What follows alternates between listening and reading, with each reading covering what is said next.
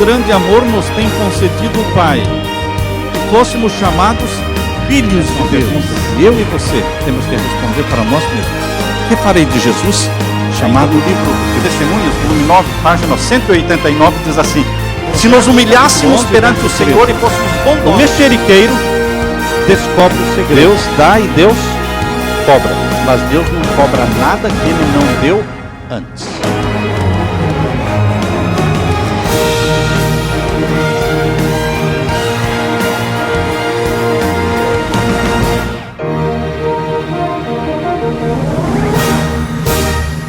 Pai Santo, na Tua presença nos encontramos. Invocamos que o Espírito Santo se faça presente aqui, sendo derramado de uma forma poderosa, uma porção dobrada, que ao abrirmos a Tua palavra, o Senhor faça jorrar luz da Tua palavra para entendê-la, para aplicá-la na nossa vida. Que os conselhos que vamos ler aqui sejam conselhos vindos do céu para cada um de nós. Corrige-nos, transforma-nos, perdoa-nos, abençoa-nos. Sê com cada família que está aqui, sê com cada marido, cada esposa, cada filho, cada amigo visitante. Ouve a nossa oração, pois é em nome de Jesus que pedimos. Amém. Amém. Abra a sua Bíblia então em 2º livro de Reis, capítulo 20. 2º livro de Reis. 2º livro de Reis. Eu quero ler primeiro com vocês, no 2º livro de Reis, capítulo 18, primeiramente, o verso... Vamos ler aqui o verso 3. 2º livro de Reis, capítulo 18, primeiramente, verso 3, 4 e 5. Todos acharam? Todos vamos fixar os nossos olhos em 2º Reis, capítulo 18, versos 3 em diante. Falando do rei Ezequias, diz aqui: e fez o que era reto aos olhos do Senhor, conforme tudo o que fizera Davi seu pai. Este tirou os altos e quebrou as estátuas e deitou abaixo os bosques. Ezequias não era contra o meio ambiente. Ele destruiu os bosques, derrubou os bosques e queimou os bosques. Não porque ele era contra a natureza, mas porque naquele tempo os que adoravam o sol, os que adoravam a Baal, adoravam nos bosques, construindo seus altares na frente de árvores verdes, árvores frondosas.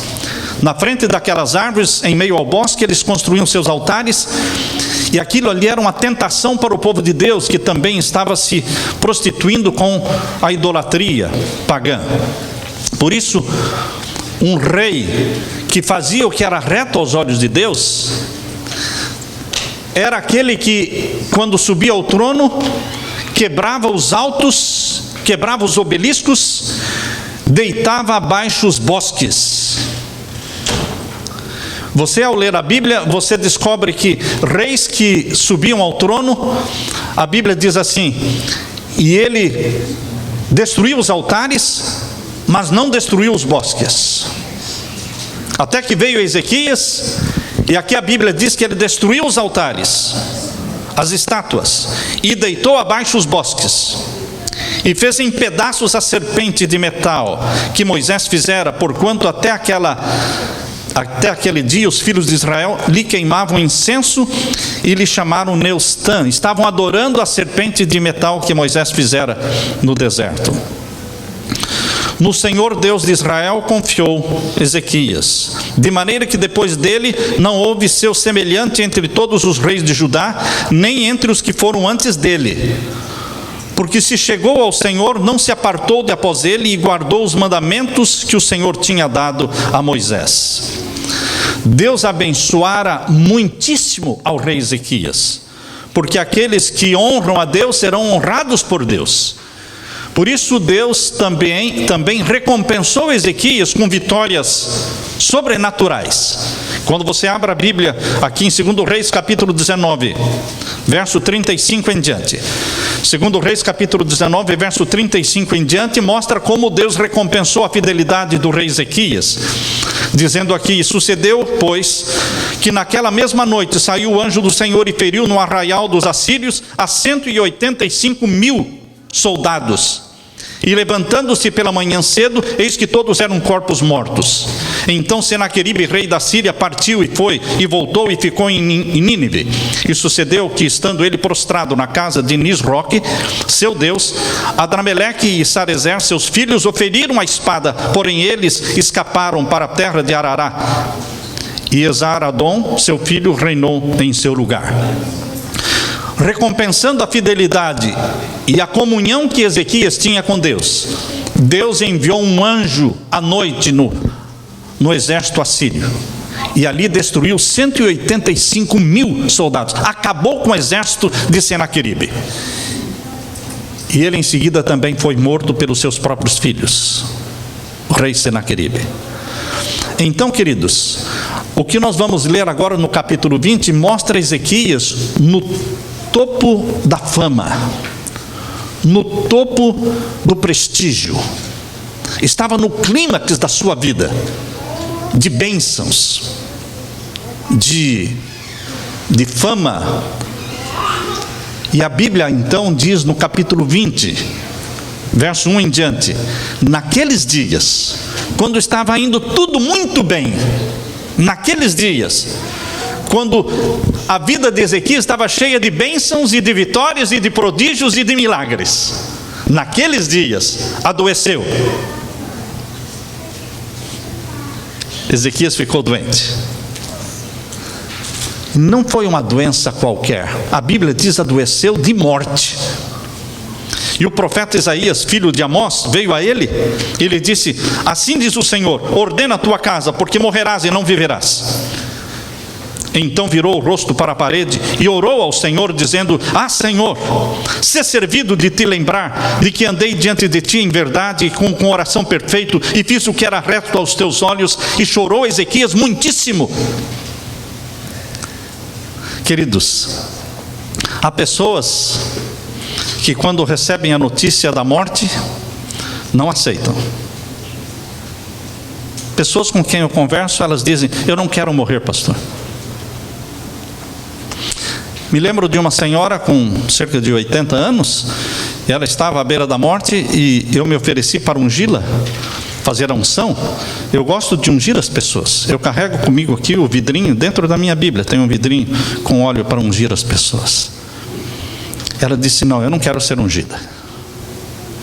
Por que as pessoas não querem ser ungidas? Porque a unção quer dizer que você desiste da sua vontade própria e deixa que a vontade de Deus seja feita na sua vida. Se for para viver ou se for para morrer, você aceita tranquilamente a vontade de Deus na sua vida para viver ou para morrer. Isto acontece na unção. Mas esta senhora não queria morrer. Então ela disse: eu não quero ser ungida. E ela morreu sem ser ungida, mas morreu. Queridos, eu pergunto: vocês estão cheios de vontades próprias? Se alguém perguntar para você: você quer morrer? Se perguntassem para mim, eu diria: não. Você quer viver? Eu também responderia: não. Então o que você quer? Você não quer morrer, não quer viver? Não, eu não quero morrer e nem quero viver. O que eu queria mesmo era ser trasladado para o céu. Mas, enquanto isso não acontecer, se Deus quiser que eu viva, vivo. Se Deus quiser que eu morra, eu morro. Eu quero que a vontade de Deus seja feita. Somente isso. Nada mais do que isso. A vontade de Deus seja feita. Mas Ezequias, nesse momento de glória, de prestígio e de fama, ele disse: não, agora não é o momento. Porque há momentos em que a pessoa pede para morrer mesmo. Lembram quando Elias pediu a morte? Há momentos na sua vida que você pensa em morrer. Quem ainda não pensou em morrer? Não levante a mão, eu sei que todo mundo já pensou em morrer em qualquer momento da sua vida. Mas no momento da glória, da fama, em que estava indo tudo muito bem, Ezequias pensou: agora não é o momento. Por isso ele chorou muitíssimo. E Deus ouve rapidamente as orações. A distância entre o céu e a terra, essa distância pode ser cruzada, essa distância pode ser encurtada por uma simples oração. Porque Ezequias orou, chorou, e Deus viu as suas lágrimas e ouviu a sua oração. O verso 4 diz assim, leiam comigo, verso 4. Sucedeu, pois, que não havendo Isaías ainda saído do meio do pátio, veio a ele a palavra do Senhor, dizendo... Ele falou, o profeta Isaías falou com Ezequias, saiu e estava ainda no pátio, quando a resposta veio. Você imagina quanto tempo leva para a sua oração ir ao céu e a resposta voltar? Queridos, um estalar de dedos. É a velocidade do pensamento. E qual foi a resposta de Deus? Verso 5. Disse Deus: volta e dize a Ezequias, chefe do meu povo, assim diz o Senhor Deus de teu pai Davi: ouvi a tua oração e vi as tuas lágrimas. Eis que eu te sararei, ao terceiro dia subirás à casa do Senhor, e acrescentarei aos teus dias 15 anos. Agora Ezequias estava feliz da vida, porque Deus acrescentaria à sua vida 15 anos. Antes ele estava chorando, agora ele está feliz e alegre. Se ele conhecesse tudo o que aconteceria nos próximos 15 anos, ele choraria. Mas porque nós não conhecemos o futuro, nós choramos muitas vezes quando Deus nos diz não, e insistimos e brigamos com Deus. E quando nós insistimos em algo que Deus já nos disse não, às vezes Deus acaba cedendo e diz sim. Você acha que a resposta às orações sempre são respostas segundo a vontade de Deus? Você não acha que às vezes Deus responde orações contra a vontade dele? Ele não queria que Ezequias vivesse mais 15 anos. Ele queria que Ezequias se preparasse para morrer. Mas Ezequias não aceitou a morte. Insistiu em pedir vida. Eu quero viver, quero viver, quero viver. Deus disse: tudo bem então. Então vou te dar mais 15 anos. Melhor teria sido se ele morresse. Os piores anos da sua vida. Não insista com Deus, meu querido irmão, em algo que Deus já falou e já revelou a vontade dele. Nós às vezes somos teimosos, como aconteceu com Balaão. Lembram de Balaão? Deus disse: você não vai com estes homens, você não vai amaldiçoar o meu povo, eu não quero que você vá. E então, quando os homens voltaram a falar com Balaão, ele disse: espere um pouquinho, eu vou de novo falar com Deus, para ver se Deus já mudou de ideia. E pela segunda vez, quando Balaão foi a Deus, perguntando se ele deveria ir com aqueles homens ou não, Deus disse o quê? Vá. Uau, o senhor tinha dito para não ir, mas eu estou vendo que você está morrendo de vontade de ir, então vá. Foi a desgraça de Balaão.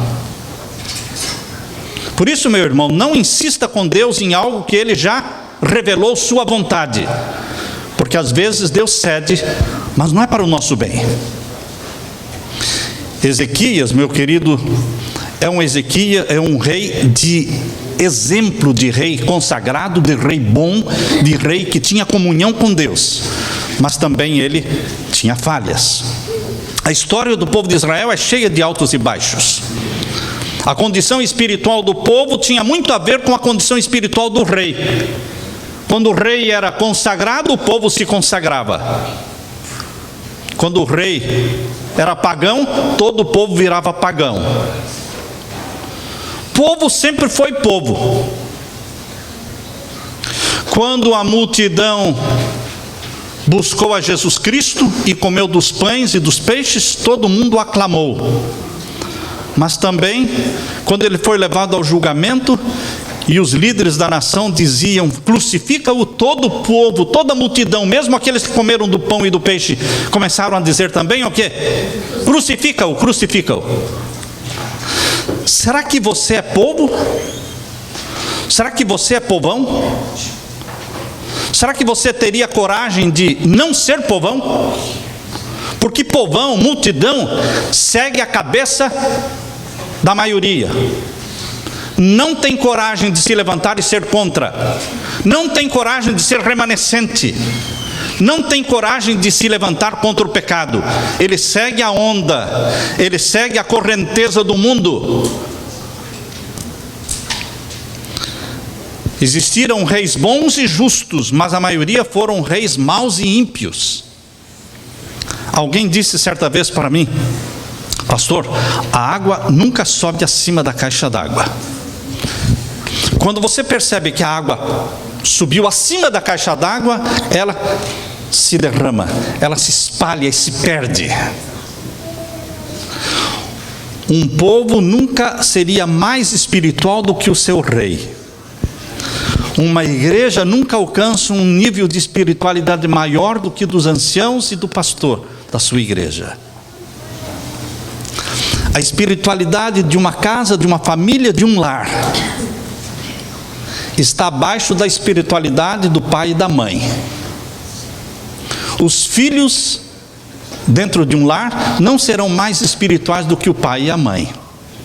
A água não sobe acima da caixa d'água. E eu encontrei no livro Obreiros Evangélicos mais ou menos este pensamento, com outras palavras.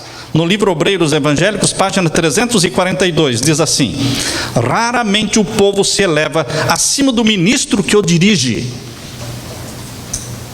A história do povo de Israel e seus reis se repete hoje em dia em nossas igrejas e também nos nossos lares. A igreja não será mais fiel e espiritual do que os seus líderes, o lar não será mais fiel e espiritual do que os pais o são. Ezequias chorou quando Deus disse: prepara a tua casa porque morrerás. Ficou feliz quando Deus disse: te acrescentarei 15 anos. Como Ezequias estava enganado. Mas ele não sabia o que o aguardava no futuro. A experiência do rei Ezequias ilustra como nós não sabemos nada mesmo do futuro. Se Ezequias conhecesse o futuro, ele não teria pedido mais anos de vida. Deus queria poupar Ezequias. Deus quer poupar você de muitos sofrimentos. Mas muitas vezes somos teimosos, não aceitamos. Leiam comigo agora o que está em Isaías, capítulo 57, verso 1. Nós sabemos que há pouco tempo atrás, uma família que perdeu um pai querido, um marido querido, irmão Eduardo, né? Queridos, nós não sabemos nada, Deus é que sabe tudo. Vejam o que a Bíblia diz, que nos conforta. Isaías 57, verso 1. Todos acharam? Isaías 57, 1. Perece o justo. O irmão Eduardo era justo? Era um homem de Deus? Sim? Então presta atenção no que nós estamos lendo. Perece o justo, e não há quem considere isso no seu coração. As pessoas não estão considerando isso, que os justos estão morrendo. E os homens compassivos são retirados, sem que alguém considere que o justo é levado antes do mal. O justo é levado antes do mal. Queridos, Deus ama os seus filhos. E quando Deus permite que você descanse o sono da morte, não é porque Deus é mau, é porque Deus é amor. Deus é bondade mesmo na morte. Deus é bondade, Deus é misericórdia, mesmo quando nós perdemos um filho. Quando você está orando por uma criança que está doente, você tem que ter a coragem de falar: seja feita a tua vontade, Pai Celestial. Seja feita a tua vontade, meu Deus, e não a minha. Porque a minha vontade é que ele viva, mas eu quero que a tua vontade seja feita. Poucos reis de Judá tiveram uma biografia tão bonita como a de Ezequias. Biografia quase perfeita. Mas considere que o rei Ezequias era filho de Acás. Quando você lê a história do rei Acás, ele era tão ímpio, tão perverso, que até fez passar o seu filho no fogo, oferecendo em sacrifício ao deus Moloque. Era um rei ruim, perverso, e morreu assim o rei Acás. Era de se esperar que, como dizem por aí, que o fruto não cai longe do pé. Às vezes é bom que o fruto caia longe do pé. Às vezes é bom. Porque quando os pais não são bons, seria bom que o filho fosse bom. No caso do rei Ezequias, um fruto caiu longe do pé. Deu um vento bem forte e esse fruto caiu bem longe do pé, porque ele foi muito diferente do seu pai Acás.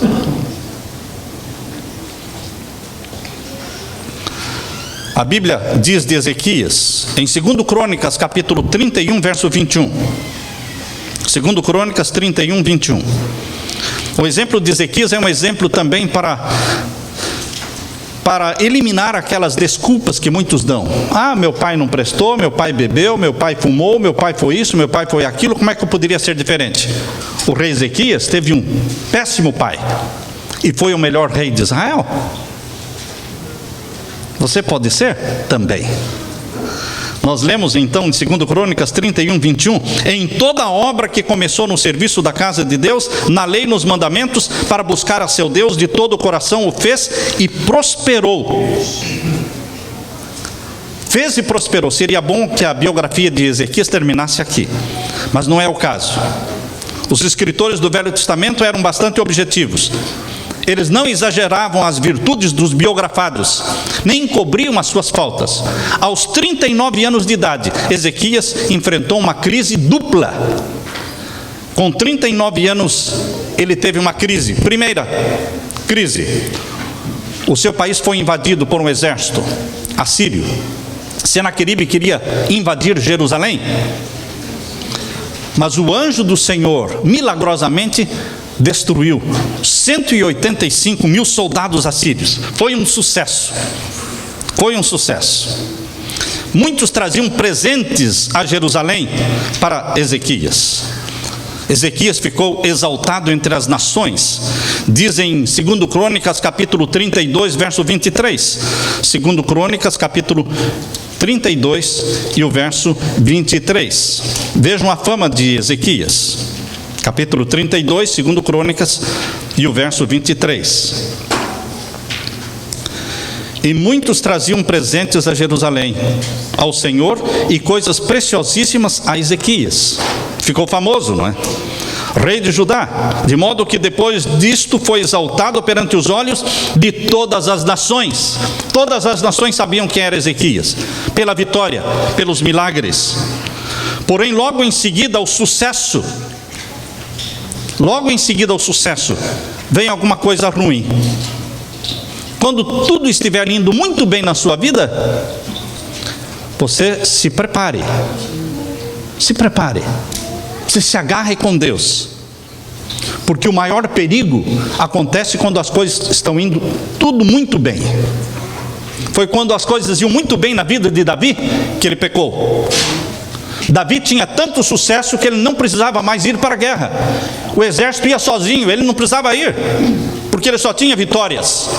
E agora o exército foi e ele ficou. Foi quando ele caiu. Foi quando Ezequias estava no auge do sucesso que ele foi acometido de uma doença de morte. E foi onde ele falhou. Naqueles dias adoeceu Ezequias de morte. E o profeta Isaías, filho de Amós, veio a ele e lhe disse: assim diz o Senhor, ordena a tua casa, porque morrerás e não viverás. O que você faz nesses momentos difíceis, meu querido irmão? Jesus é o nosso exemplo. Nos momentos difíceis da vida de Jesus, por 3 vezes Jesus orou: Pai, se possível, passe de mim este cálice. Eu não quero morrer, em outras palavras, mas não seja como eu quero, e sim como tu queres. Nós podemos falar do nosso desejo, da nossa vontade para Deus. Deus é Pai. Você é livre para dizer: Senhor, eu quero uma casa assim, eu quero um carro assim, eu quero isso, eu quero aquilo. Você pode falar, mas você sempre tem que acrescentar: mas não seja como eu quero, e sim como tu queres. Eu quero me casar, Senhor, eu quero me casar com aquele rapaz, com aquela moça, mas não seja como eu quero. Esta frase que é difícil falar, quando você está esperando, já está passando dos seus 35 e... Senhor, mas eu quero me casar. Uma jovem na minha igreja, que já estava passando dos seus 35, ela disse: pastor, eu quero casar. O que eu mais amo é criança. Eu quero ter uma criança. Eu estou pedindo a Deus que me ajude. E pastor, eu já dei um prazo para Deus. Se dentro de 1 ano Deus não resolver o meu problema, eu vou arrumar um filho. Como? Eu vou arrumar um filho. E arrumou. Não casou, só arrumou um filho. Quando a criança nasceu, ela me chamou e disse: pastor, o senhor poderia dedicar esta criança a Jesus? Sim, lógico. O seu pecado é o seu pecado, que você tem que confessar para Deus. Mas se você quer dedicar essa criança para Jesus, nós vamos orar e Deus vai abençoar esta criança. Queridos, quando Deus não responde a sua oração, você dá o seu jeito? É assim que você faz? Se Deus quiser que eu vá para os Estados Unidos, alguém diz lá no Brasil, eu vou no consulado e vou pegar o visto. Sim, e daí? E se você não ganhar o visto, quer dizer que não é para você ir. Mas aí eu vou dar o meu jeito. Como dizia alguém assim, telefonou para o seu amigo e disse: olha, fulano, eu vou chegar, eu creio que até amanhã eu chego aí, se Deus quiser. Caso contrário, até terça. Se Deus quiser, será assim. Se Deus não quiser, eu vou dar o meu jeito. É assim que você faz? É assim que os filhos de Deus fazem? Jesus dizia até na hora da morte: eu não quero morrer, passe de mim este cálice, mas não seja como eu quero, não seja como eu quero. Se Jesus fosse fazer a vontade dele, eu e você estaríamos perdidos, porque ele teria voltado para o Pai, ele não teria morrido na cruz.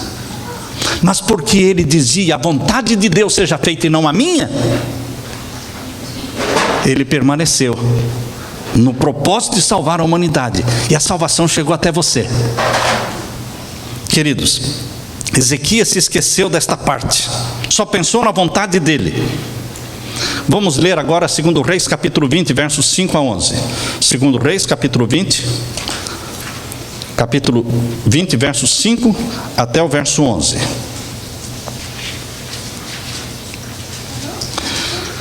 Volta, diz a Ezequias, chefe do meu povo: assim diz o Senhor Deus de teu pai Davi: ouvi a tua oração, vi as tuas lágrimas, eis que eu te sararei, e ao terceiro dia subirás à casa do Senhor. E acrescentarei aos teus dias 15 anos, e das mãos do rei da Síria te livrarei, a ti e a esta cidade ampararei esta cidade por amor de mim e por amor de Davi meu servo. Deus faz as coisas, os milagres, por amor a quem? Como é que a Bíblia diz? Verso 6: acrescentarei aos teus dias 15 anos, e das mãos do rei da Síria te livrarei, a ti e a esta cidade, e ampararei esta cidade por amor de quem? De mim.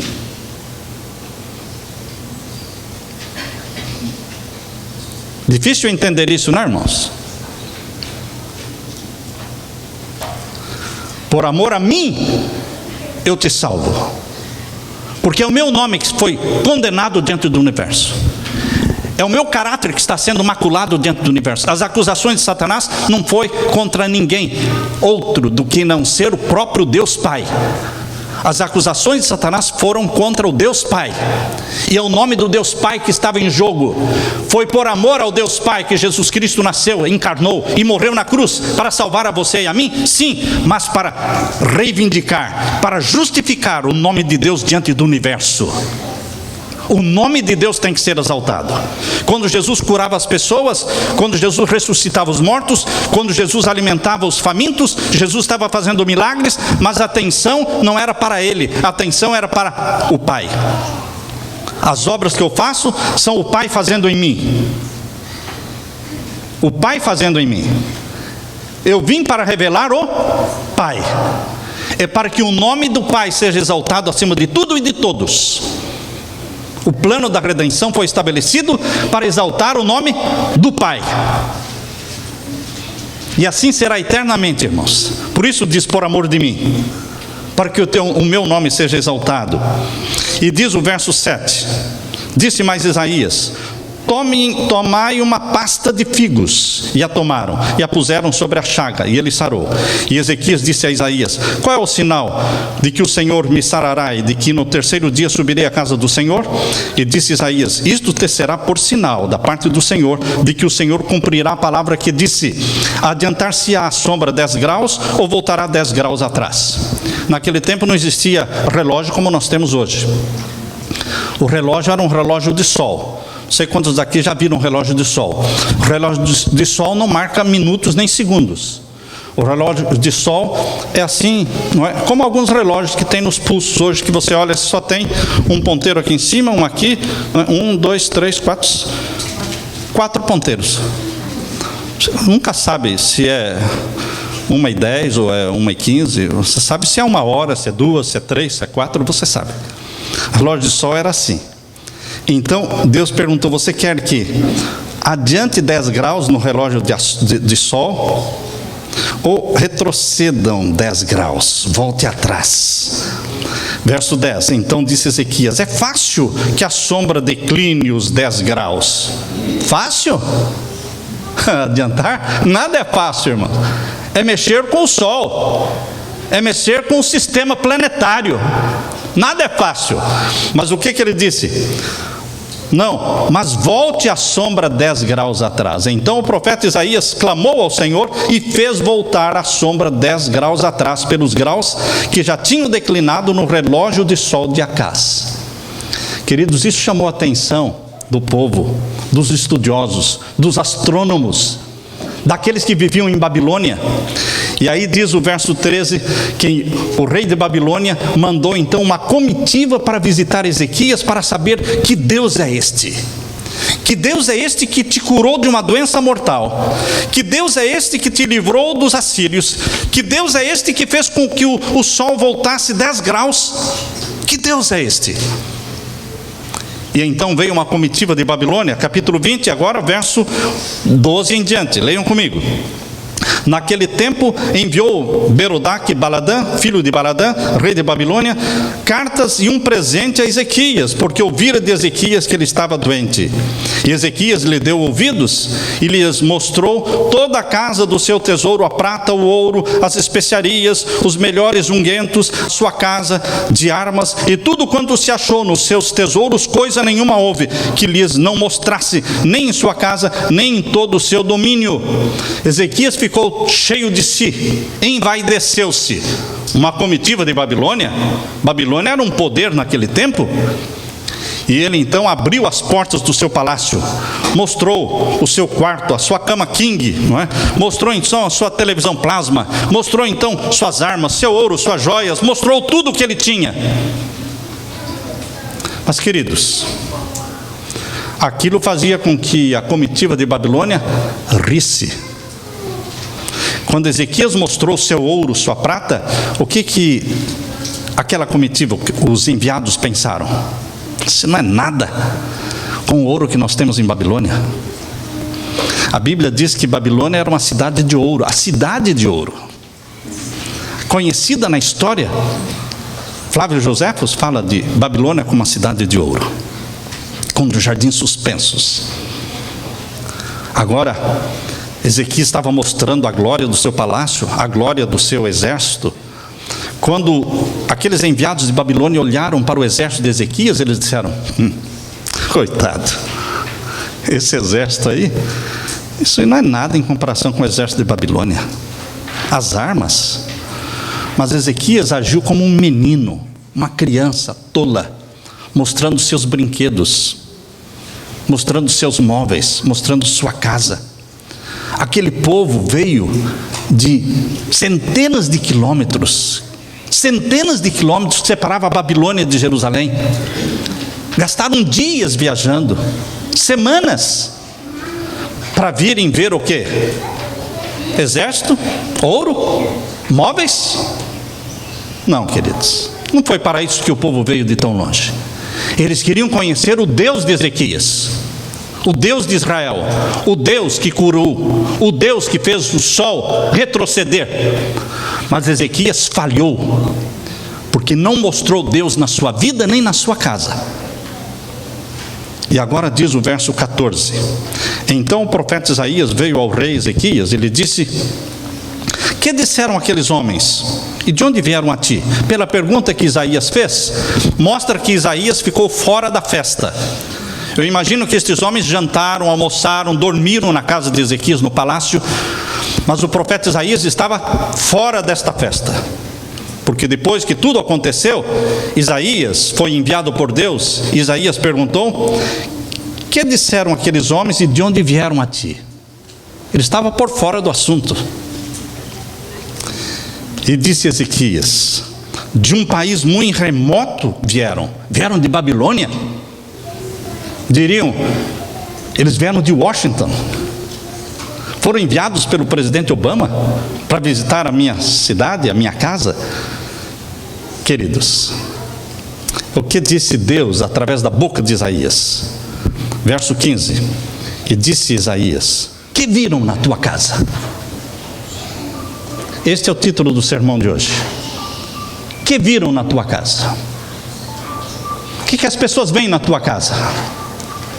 O que você mostra para as pessoas na tua casa? Carro? O novo sistema de som que você comprou? Sua TV plasma? Então seu quarto, seus móveis? O que as pessoas veem na sua casa? Suas pratas, os talheres de prata? A pessoa vem jantar na sua casa, vem comer na sua casa, o que você mostra? Eles veem alguma diferença? Ou você é como todo mundo é? O que viram na tua casa? O que nós estamos mostrando na nossa casa? E então Ezequias respondeu e disse: tudo quanto há em minha casa viram, coisa nenhuma há nos meus tesouros que eu não lhes mostrasse. Pobre Ezequias, tudo que ele mostrou para os babilônios foi levado para a Babilônia. Tudo foi levado para a Babilônia. Diz o verso 17: eis que vem dias em que tudo quanto houver na tua casa e o que entesouraram teus pais até o dia de hoje será levado para a Babilônia. Não ficará coisa alguma, disse o Senhor. E ainda até dos teus filhos que procedem de ti, que tu gerares, tomarão para que sejam eunucos no pasto do rei de Babilônia. Sadraque, Mesaque e Abednego, os 3 amigos de Daniel. Esses 4 hebreus foram levados para a corte de Babilônia e passaram a viver na casa dos eunucos. Eles eram de sangue real, eles eram descendentes do rei Ezequias. E agora o ouro e a prata, os vasos sagrados, tudo foi levado de Jerusalém para a Babilônia. Queridos, o que viram os outros na tua casa? O que nós estamos mostrando? Deus coloca pessoas no nosso caminho. Deus coloca pessoas dentro da nossa casa que vão lá comer conosco, nos visitar. O que eles veem? Será que nós mostramos Deus? Será que as pessoas que vêm dentro da sua casa conseguem ver Deus no relacionamento seu com a esposa, marido e mulher? Será que as pessoas veem Jesus no relacionamento seu de pai e filho? Será que as pessoas conseguem ver o Santo de Israel na sua mesa, na hora da refeição, quando você come? Você come como Daniel? Ou você come como o mundo come? Onde você come? Qual é a qualidade do seu alimento? Que exemplo existe na minha casa de que eu sou adorador do Deus de Israel? Eu quero ler para vocês o que eu encontrei. Está nos manuscritos, na carta 84, escrita em 1899. Aqui diz assim: o Senhor ajudará cada um de nós, onde mais necessitarmos de auxílio, na grande obra de vencer e sujeitar o próprio eu. As pessoas, quando vêm à nossa casa, elas querem ver alguma coisa diferente.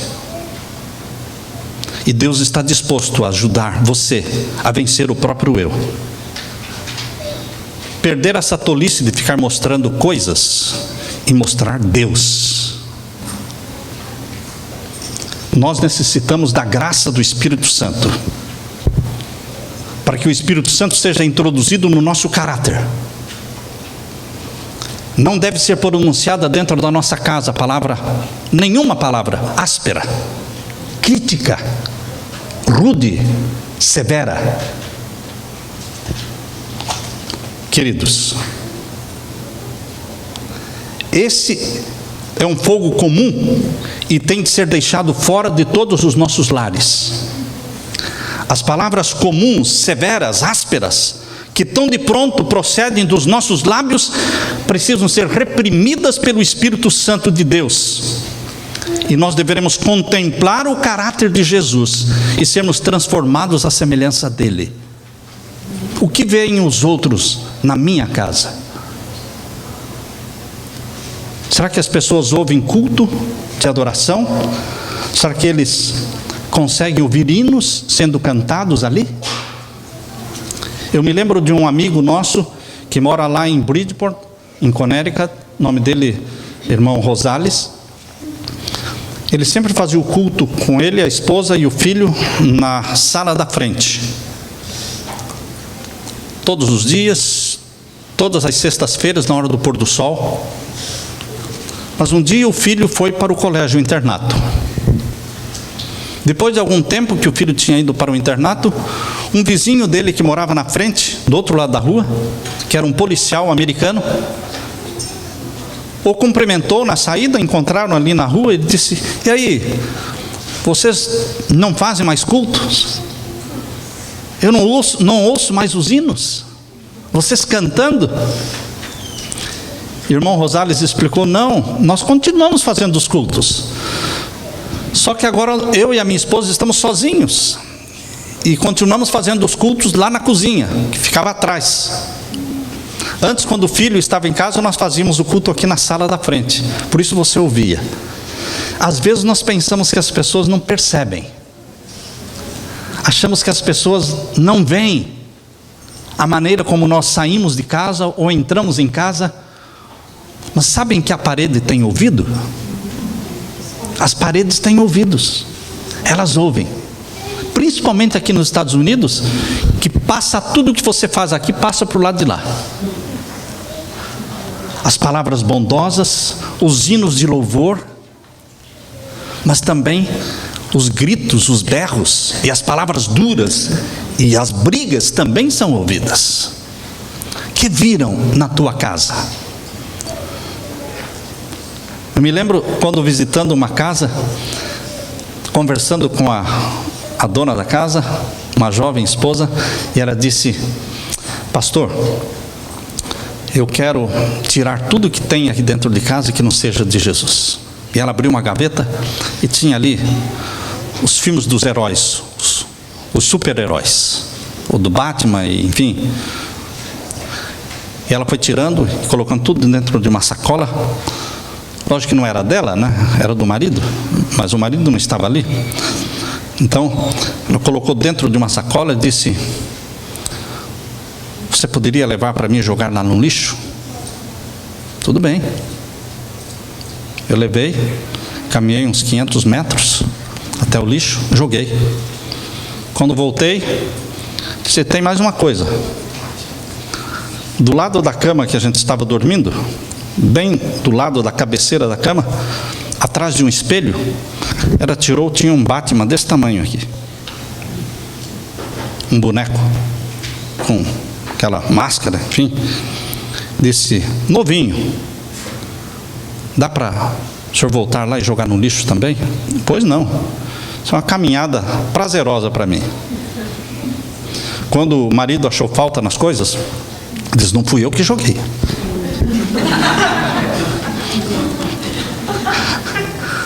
Quando conversando com ele, eu disse: realmente não foi ela que jogou, fui eu que joguei. Mas foi ela que me deu. Foi ela que pediu para eu jogar lá no lixo. E ficou tudo bem, queridos, porque alguém tem que ter a coragem de fazer isso. Alguém tem que ter a coragem de fazer uma limpa dentro da nossa casa. Que vem os outros na nossa casa, arrancando tudo que seja de Hello Kitty. Hello Kitty. Arrancando dentro da nossa casa tudo que seja da Disney. Desenhos, DVDs, brinquedos, bonecas, princesas e isso, tudo mais. Tudo que cheire Disney não é do Senhor. Que viram os outros na nossa casa? O que nós estamos mostrando para os outros? A santificação é algo que Deus quer dar para você e para mim, como maridos e esposas, operada pelo Espírito Santo. Ele quer implantar em você a natureza de Jesus. E o Espírito Santo vai fazer isso. Ele vai implantar em você a natureza de Jesus. Ele vai dar para você a mente de Jesus, o caráter de Jesus. Mas você tem que querer. Você marido, você esposa. Geralmente um é mais espiritual do que o outro. Dificilmente os dois são iguais. Às vezes são. Mas alguém tem que fazer alguma coisa. Alguém tem que puxar. Alguém tem que convocar o momento do culto familiar, de manhã e à tarde. Qual é a última coisa que você faz antes de dormir? Será que você é daquele que dorme na televisão? Ou você é alguém que dorme depois que louvou a Deus? Contou as historinhas da Bíblia para o seu filho, para a sua filha, fez uma oração e podem dormir em paz, porque a mente estará sendo trabalhada pelo Espírito Santo enquanto vocês estiverem dormindo. Quem vai estar trabalhando na sua mente no momento do sono, durante as 8 horas da noite? Que espírito vai se introduzir na sua mente para trabalhar na nossa mente durante o sono? Nós é que determinamos que espírito, se o espírito maligno ou se o Espírito Santo.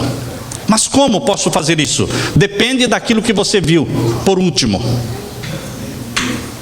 Depende para quem você entregou sua mente, seus pensamentos, sua atenção por último. Satanás, ele penetra na nossa mente através dos olhos, ou através dos ouvidos, ou através da boca. Sutilmente ele penetra na nossa mente, ele quer danificar a nossa mente, para que quando nós acordarmos no dia seguinte, ele esteja na frente, ganhou terreno, porque enquanto dormimos, ele trabalhou em nossa mente e nós já acordamos atrasados. Ele está na dianteira. Mas se nós consagramos nossos filhos a Jesus antes de dormirem, se nós consagramos nossa mente e nosso lar a Jesus antes de dormirmos, enquanto estivermos dormindo, algo está acontecendo. Não pense que enquanto estamos dormindo é um tempo perdido, não. Quando falamos para as crianças que quando elas estão dormindo, elas estão crescendo, não é assim que nós falamos para as crianças? Tem que dormir, porque enquanto você está dormindo, você está crescendo. Agora nós adultos que não estamos crescendo mais para cima, só estamos crescendo dos lados. O que acontece quando estamos dormindo? Será que não estamos crescendo? Quando estamos dormindo, ou estamos crescendo no mal, ou estamos crescendo no bem, porque ou o Espírito Santo está trabalhando na nossa mente, no nosso consciente e subconsciente. Ah, mas quando a gente está dormindo, nada acontece, a mente está parada? Se você fica falando coisas perto de uma pessoa que está dormindo, ela está ouvindo. Eu me lembro muito bem quando a minha esposa, quando os nossos filhos eram pequenos, e o trabalho de uma mãe é pesado demais, muito difícil. E o Anderson, ele era muito levado, muito sapeca, né, de fazer muita... Então, quando ele dormia, ela ia lá na cama, se ajoelhava e chorava.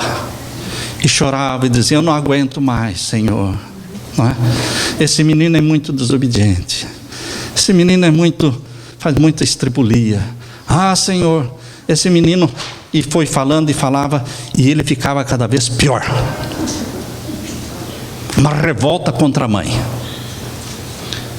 E um dia, conversando com a esposa de um médico, que não eram da igreja adventista, e ela contou para esta amiga o que estava acontecendo, e a amiga disse: mas você não pode fazer isso, porque tudo que você fala, quando ele recém dormiu, e você vai lá e chora, e fala, e desabafa, ele está ouvindo.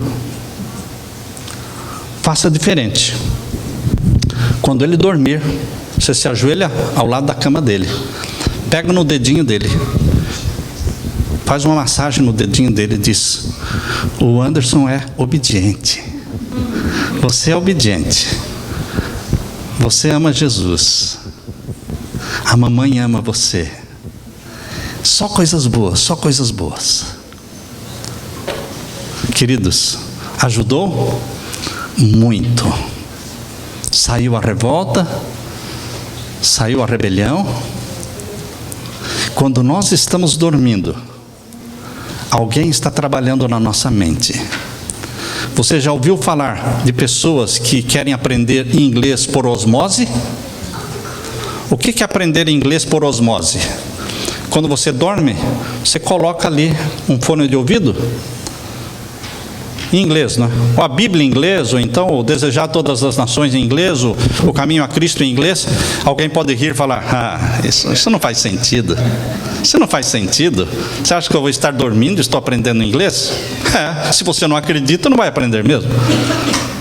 Mas que funciona, funciona. A sua mente vai aprendendo a ouvir os sons. Queridos, funciona assim. Quem estará trabalhando na nossa mente quando estamos dormindo? Quem? O Espírito Santo? A quem entregamos nossos filhos? A quem entregamos nossa mente na hora de dormir? Quando acordamos, nós deveremos acordar já uma semana na frente de Satanás. Por quê? Dormimos com Jesus, o Espírito Santo trabalhou na nossa mente durante o sono, e já acordamos com vontade de louvar a Deus, com disposição para louvar a Deus. Deus quer fazer essas coisas maravilhosas na nossa vida, na vida do nosso bebê. Assim, você está esperando um bebê, o bebê está no ventre materno, mas você ainda começa a falar coisas boas para ele, cantar hininhos para ele ou para ela. Faz sentido isso? Será que existem essas influências pré-natais? Sim, existem. Mas quando você rejeita a criança que está no ventre materno, quando você fala: eu não queria esse filho aqui, isso passa para a criança, e a criança se sente rejeitada. Deus nos fez de uma tal forma, meus queridos, que tudo funciona. Se falar coisas boas, funcionam. Se falarmos coisas más, elas funcionam para o lado mal.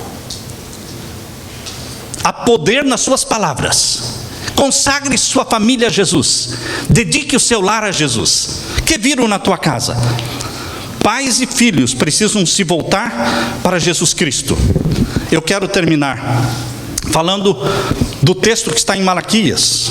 Abra sua Bíblia em Malaquias, o último livro de Malaquias, onde fala que os pais serão convertidos aos filhos, e os filhos serão convertidos aos seus pais. Em Malaquias, o último livro do Antigo Testamento, o último capítulo de Malaquias 4, aqui nós lemos versos 5 e verso 6. Eis que eu vos envio o profeta Elias, antes que venha o dia grande e terrível do Senhor, e converterá o coração dos pais aos filhos, e o coração dos filhos aos seus pais, para que eu não venha e fira a terra com maldição. Nós estamos vivendo num tempo em que pais precisam se converter aos filhos, filhos converterem-se aos pais, consagrando nossa casa ao Senhor, dedicando nossa casa de manhã e à noite. Que viram em minha casa? Será que estamos mostrando Deus? Santidade? Será que estamos preparando o lar para receber Jesus Cristo um dia, falando: eis-me aqui, com os filhos que o Senhor me deu? Não é este o nosso sonho? Falarmos para Jesus: eis-me aqui, com os filhos que o Senhor me deu? Queremos ir para o céu em família? Então devemos adorar a Deus em família, todos os dias. Eu quero, nesse momento, fazer uma oração de consagração com as famílias que querem ir para o céu em família, unidas, chegando no céu com a esposa, chegando no céu com os filhos, desfrutando a eternidade ao lado de Jesus. Se vocês querem, se vocês desejam, eu quero nesse momento orar, nesse momento. Vamos nos ajoelhar diante do Senhor e vamos fazer esta oração.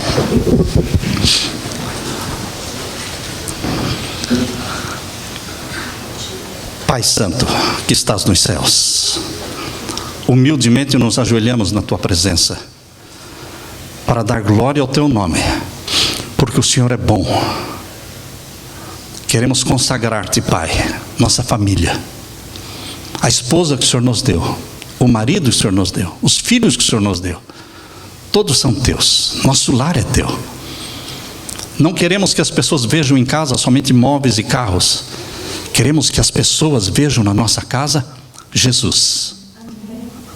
O relacionamento de amor, de cortesia, de bondade e de misericórdia entre pais e filhos, maridos e esposas. Salva o nosso lar, Pai. Corrige-nos também, porque o Senhor é um Pai que nos corrige no Teu amor. Ensina-nos a orar. Ensina-nos a dedicar nossos filhos ao Senhor. Que todos possam ver Jesus em nossa casa. E quando Jesus voltar, que o Senhor nos dê a alegria de dizermos: eis-nos aqui, Senhor, com os filhos que o Senhor nos deu. Em nome de Jesus pedimos. Amém, Senhor.